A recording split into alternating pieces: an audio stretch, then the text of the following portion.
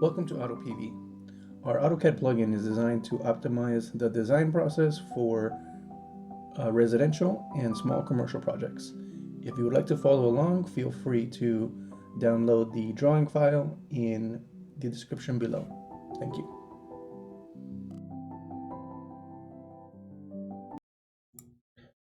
Okay, so the next command we're going to go over is the PVAdd command. This is basically a follow-up on the PV array command. So at the end of the PV array command, it asks you if you want to add any more panels. This is basically taking that section and expanding on it, or that option and expanding on it. So for PV array, PVAdd, we're gonna be utilizing the landscape block, the portrait block, and the zero layer, boundary layer, obstructions, and the array layer. Again, the command is PVAdd. So PVAdd kind of works as follows below. So we're gonna start off with the command. We have a roof that is already been set up with a boundary.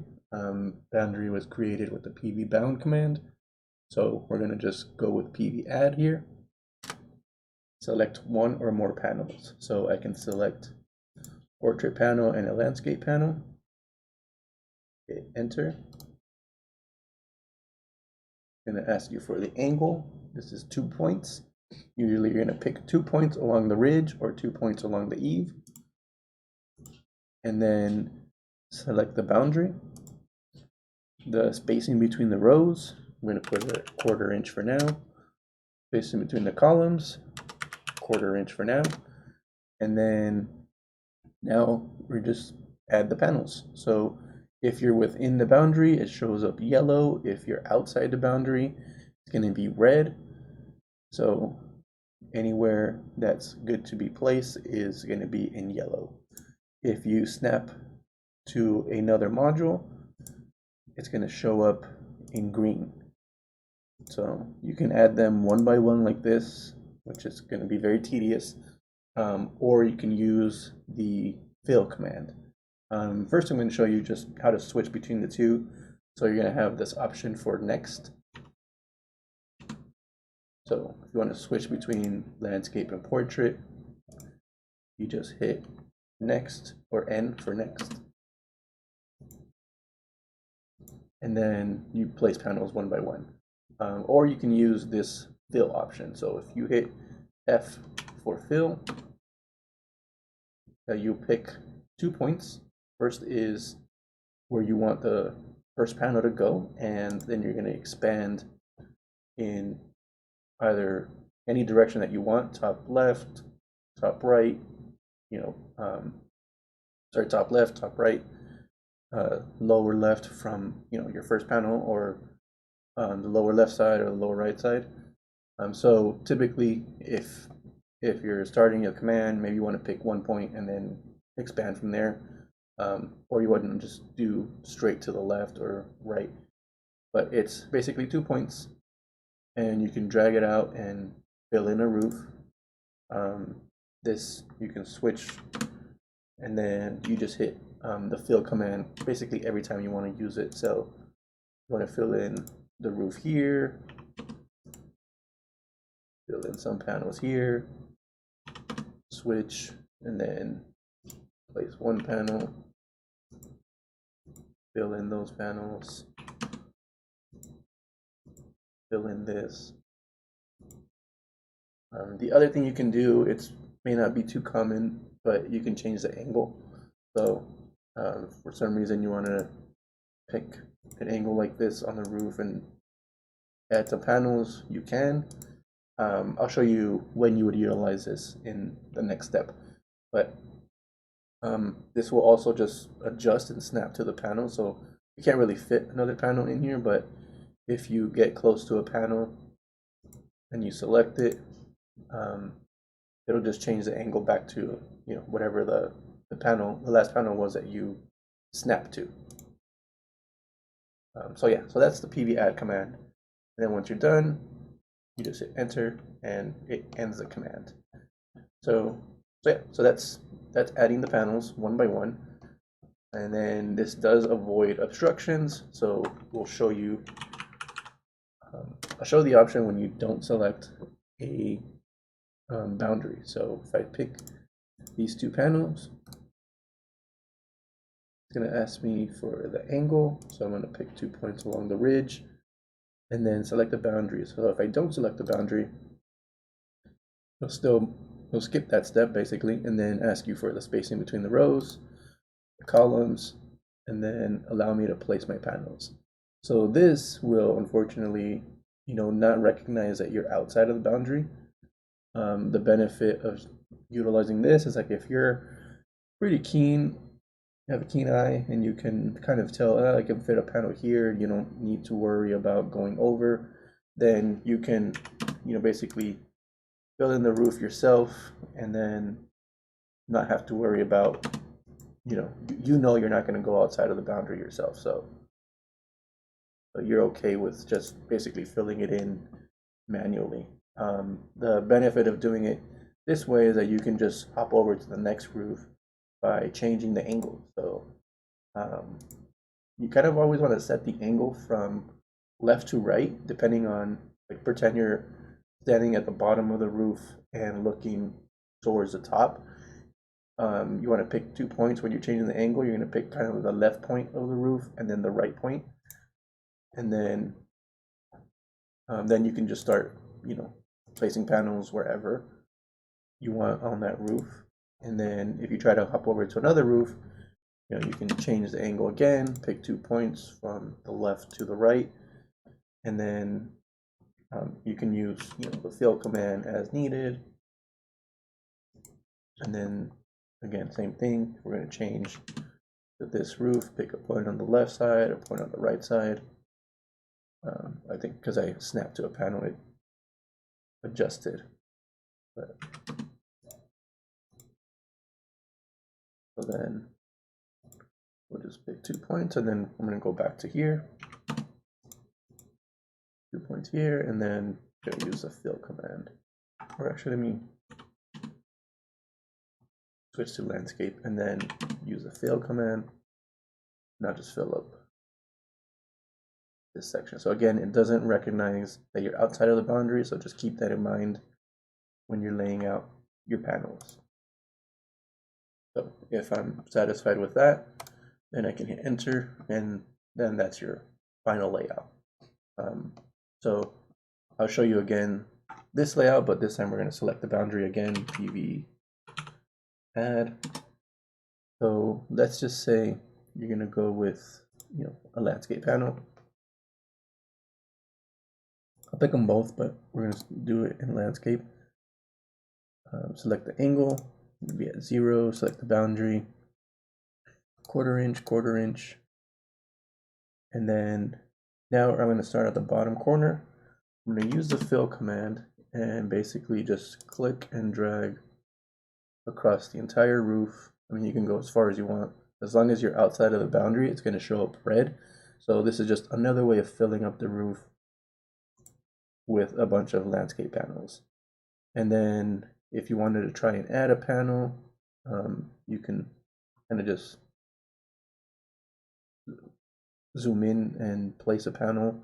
Obviously, if it snaps to these two or next to these panels, you have that obstruction there that's preventing it from being placed.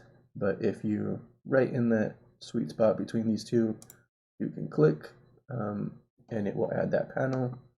Again, anywhere else here, it's probably going to be just outside of the boundary, which again, you can click and override it if you wanted to. But like I'll do that for this one, and it'll place that panel. And then once we're satisfied, we just hit enter, and then we can repeat the command again. I'm just going to pick one panel this time. I'll pick a portrait panel. The angle, I'll pick, I'm going to fill up this roof, so we're going to select this boundary. Quarter inch is fine. And then now, obviously, if I pick a point here, it's going to be over an obstruction, so I'm just going to use the fill command and see. I click here to start, So it will allow me to place, pick a point, starting point over an obstruction, but because it ends up being over an obstruction, it won't recognize, it won't allow you to place that panel there unless you go back and you manually put it in. But we wouldn't do that, just in a general design. So yeah, that's the PVAdd command for residential, and again, you're not limited to the angle. So PVAdd.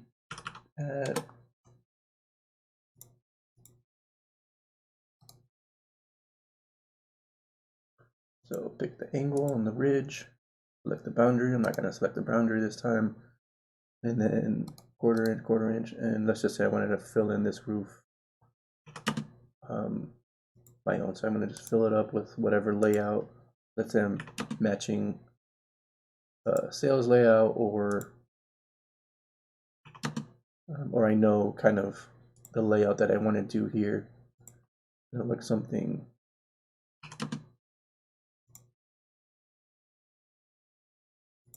I don't know, something like this on that roof, and then over here, let me change the angle.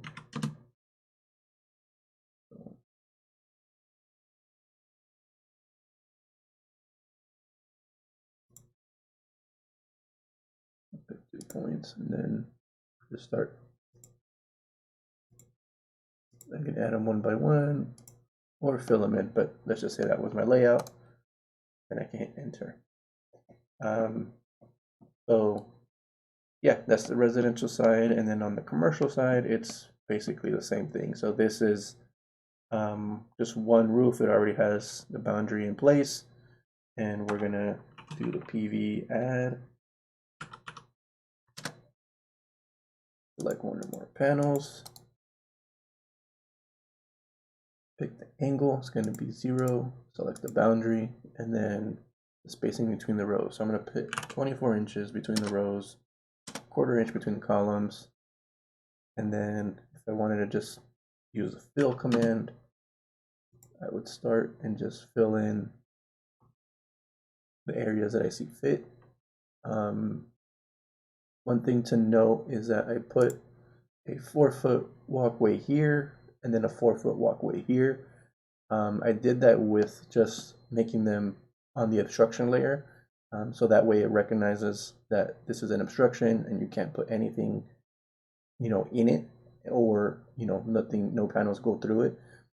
Just like here, this large obstruction, I can't place a panel in here because it recognizes that this is all one obstruction. As soon as I go outside of it, I can squeeze a panel here, or maybe switch to squeeze one in here. But as soon as I go in this area, even though the panels clearly fit, it won't allow you to add one in there. You can use a fill command again to just keep extending my array further down. Or if I wanted to start 2 small arrays, I can do one here,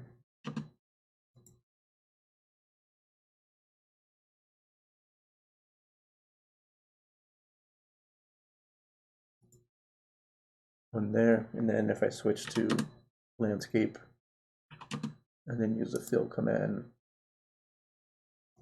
so it's very versatile to just pick and place your panels. It just keeps it in that grid.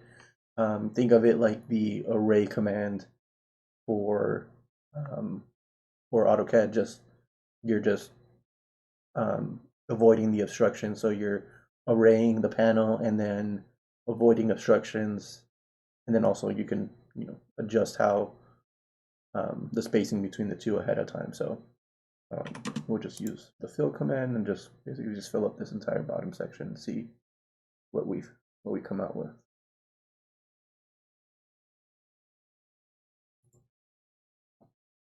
So if I'm satisfied with that layout, then I would just hit enter. And then if I wanted to add more panels afterwards, I can literally even just pick the panels that were already placed. And then if I have all the same parameters, just hit enter, enter, enter until you get to the panel placement option, and then you just add your panels in one by one, or like I said, use the fill command to just add multiple panels at once. And yeah, so that's using one whole roof plane, and then you can basically do the same thing, just on a commercial roof that has a bunch of different roof sections here. I'll do this one a little quicker. PVAdd, pick 2 panels. I'm gonna pick portrait and landscape.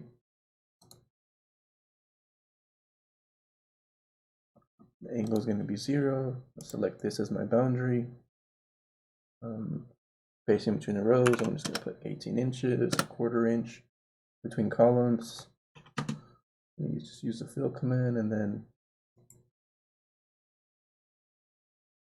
just drag the mouse out to the right and it will fill in.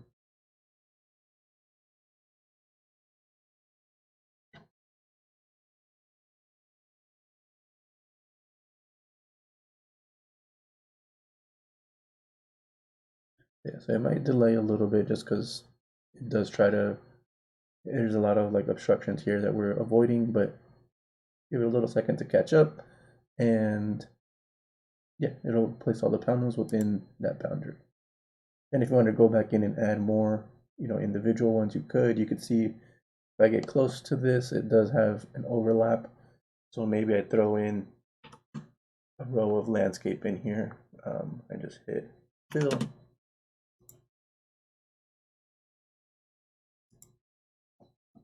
And if I'm satisfied with that layout, I hit enter, and then I can just basically do the same thing for the other roofs. So pick the angle is going to be 0, the boundary, spacing.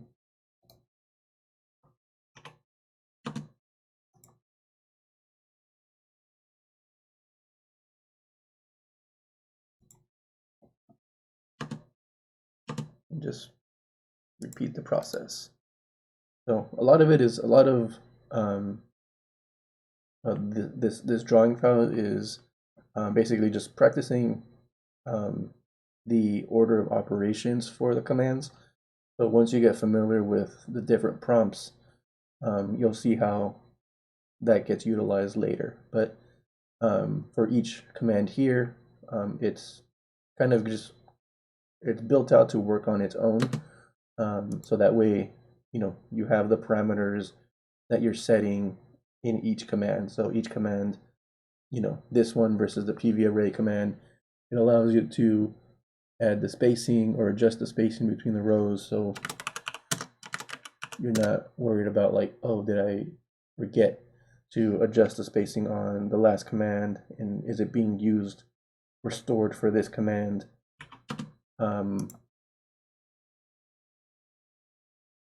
Yeah, each command has its own prompts, so that way it gives you the option of just modifying it how you see fit for that layout or for that roof. So yeah, I mean, I'll stop there just because you see it's the same process over and over. Avoids obstructions, avoids anything on the obstruction layer, stays within the boundary, and adjusts to the spacing.